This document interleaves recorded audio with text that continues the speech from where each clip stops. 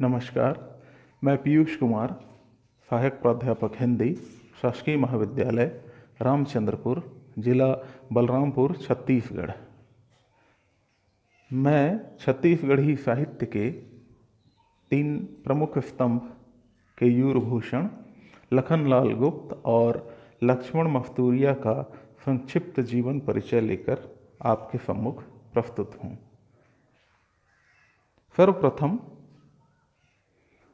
केयूर भूषण एक परिचय।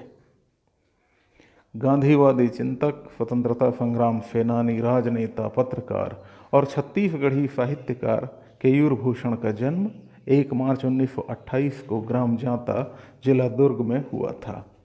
केयूर भूषण में बाल्यकाल से ही स्वतंत्रता आंदोलनों के प्रति आकर्षण रहा और उन्होंने उसमें भाग लिया। 1942 में जब भारत छोड़ो आंदोलन चल रहा था, इस दौरान उन्होंने भी अपनी गिरफ्तारी दी थी और वे जेल गए थे। उन्होंने कांग्रेस पार्टी, कम्युनिस्ट पार्टी तथा सर्वोदय पार्टी में कार्य किया था। केयूर भूषण किसान मजदूर आंदोलन और छत्तीसगढ़ राज्य निर्माण आंदोलनों से जुड़े रहे थे।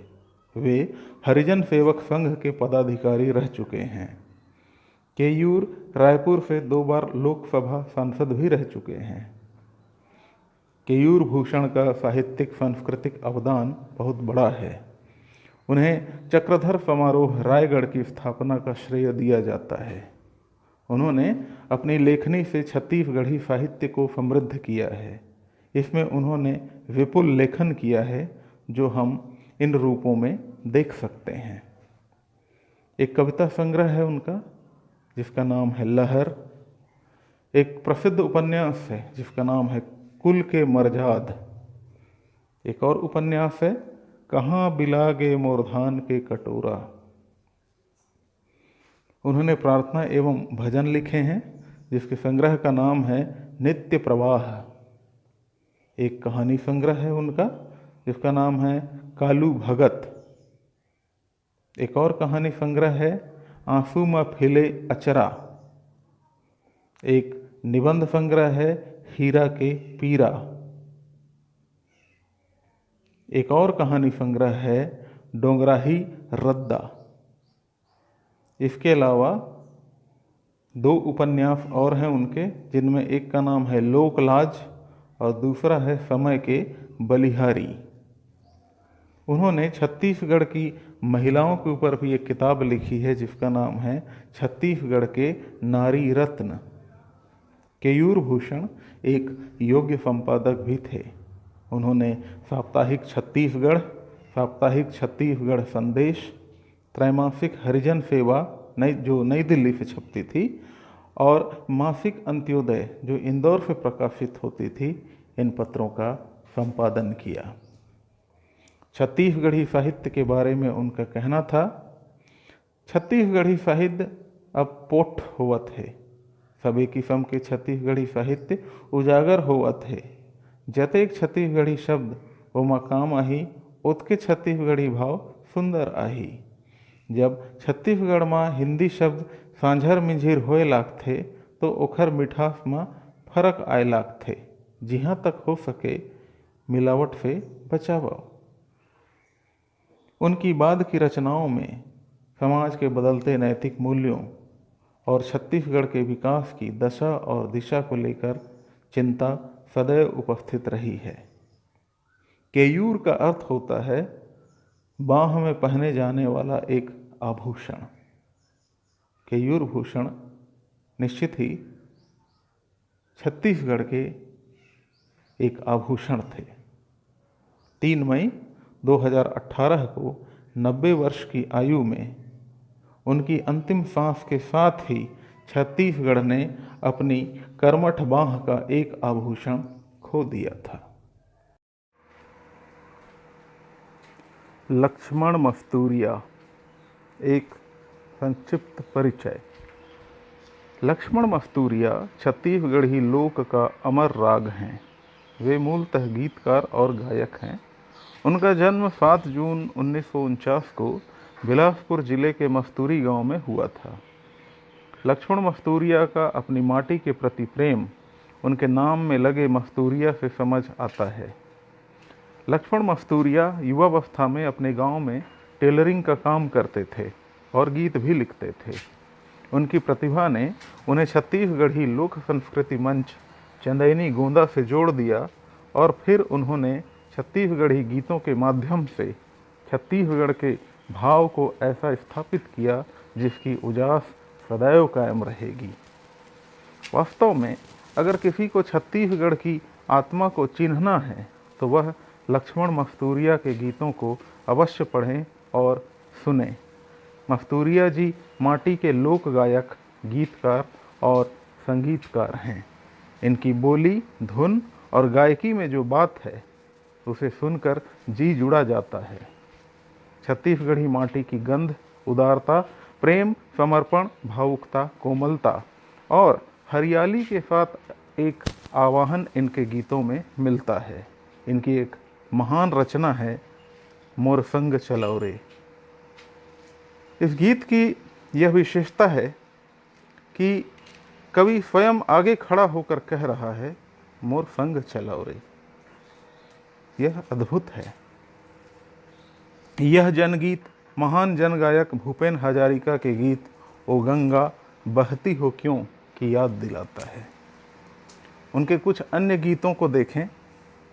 फिटिक अंजोरी निर्मल छैहा, गली गली बगराए ओ पुन्नी के चंदा मोर गाँव माँ। या फिर पता दे जा रे, पता ले जा रे गाड़ी वाला। या फिर मंगनी माँ मांगे माया नहीं मिले रे मंगनी माँ। या जय हो जय सरस्वती माई, जय हो जय सरस्वती माई। और एक बहुत ही मधुर गीत, बखरी के तुमानार बरोबर मन झूम रे। यह सब सुनकर तन मन सब हरियर हो जाता है।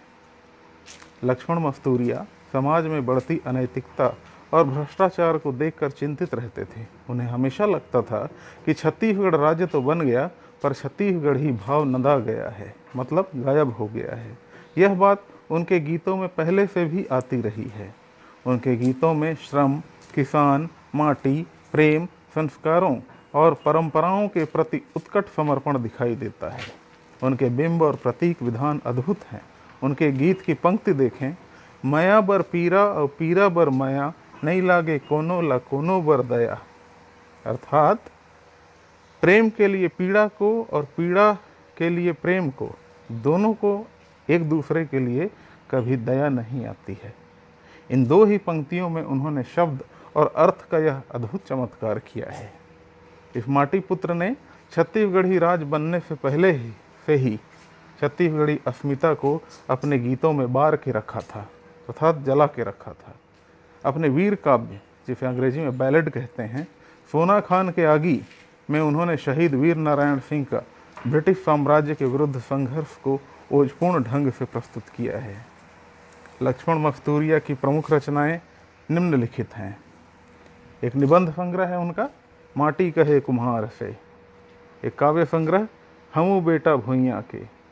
एक गीत संकलन है उनका जिसका नाम है गवई गंगा। एक खंड काव्य है, सोना खान के आगी। एक और गीत संकलन है इनका जिसका नाम है घुनही बसुरिया। एक और गीत संकलन जिसका नाम है सांवरी। लक्ष्मण मस्तूरिया ने विपुल लेखन किया है। वे अपनी गायकी के साथ साथ रायपुर स्थित राजकुमार कॉलेज में 1988 से अध्यापक रहे थे। उन्हें छत्तीसगढ़ी लोकभूषण की उपाधि से भी सम्मानित किया गया है। उनके गीतों के ग्रामोफोन रिकॉर्ड और कैसेट्स बहुत लोकप्रिय हैं। उनके गीतों के बगैर छत्तीसगढ़ी गीतों की कल्पना नहीं की जा सकती। छत्तीसगढ़ी माटी का यह सुंदर फूल 3 नवंबर 2018 को अपनी सौंधी महक छोड़कर हमेशा के लिए विलीन हो गया।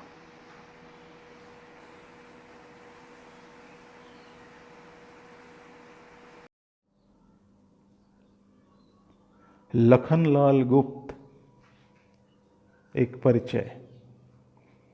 छत्तीसगढ़ी साहित्य के अग्रणी लेखक लखनलाल गुप्त का जन्म 1 जुलाई 1933 में हुआ था। छत्तीसगढ़ी में उन्होंने कहानी, नाटक, कविता, निबंध आदि विधाओं पर अपनी लेखनी चलाई है। साहित्य रचना करने में उन्हें पंडित द्वारिका प्रसाद तिवारी विप्र से प्रेरणा मिली थी। उनकी कृतियों में सर्वप्रसिद्ध कृति है उनका उपन्यास जो उन्होंने 1965 में लिखा था, चंदा अमृत बरसाइस। इस उपन्यास को छत्तीसगढ़ का दूसरा उपन्यास होने का श्रेय है। इस उपन्यास पर मुकुटधर पांडे ने कहा था, यह उपन्यास यथा नाम तथा गुण है, पद पद से अमृत टपकता है। गुप्त जी ने विविध विधाओं में छत्तीसगढ़ी साहित्य की रचना की है। उनकी प्रमुख रचनाएं इस प्रकार हैं। एक एकांकी संग्रह है जिसका नाम है सरग ले डोला आइस। उनकी आत्मकथा है जिसका नाम है सुरता के सोन किरण। उन्होंने बाल साहित्य भी रचा है जिसका नाम है हाथी घोड़ा पालकी, और एक दूसरी रचना और है जिसका नाम है छत्तीसगढ़ी बाल नाट्य। उन्होंने एक नाटक लिखा है जिसका नाम है जाग छत्तीसगढ़ जाग। इसके अलावा उनके कुछ काव्य संग्रह हैं जिनका नाम है सैनिक गान, सत्यमेव जयते, पद्म प्रभा, संझौती के बेरा। लखनलाल गुप्त को महावीर अग्रवाल पुरस्कार से सम्मानित किया गया है। उनकी पहली छत्तीसगढ़ी कविता भगवान जमोला गढ़थे को 1960 में बिलासपुर की साप्ताहिक पत्रिका में प्रकाशित किया गया था।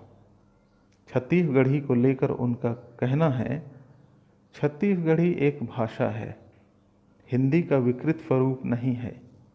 वे आगे कहते हैं, भाषा विज्ञान के अनुसार भाषा के 6 मूल तत्व होते: सर्वनाम, कारक, क्रियापद, शब्द भंडार, साहित्य और उच्चारण विधि। छत्तीसगढ़ी भाषा में ये जम्मो मूल तत्व विराजमान हवय। लखनलाल गुप्त का यह कथन उचित ही है। इसके आलोक में छत्तीसगढ़ी साहित्य उत्तरोत्तर प्रगति करेगा, ऐसी आशा है। तो आपने अभी केयूर भूषण,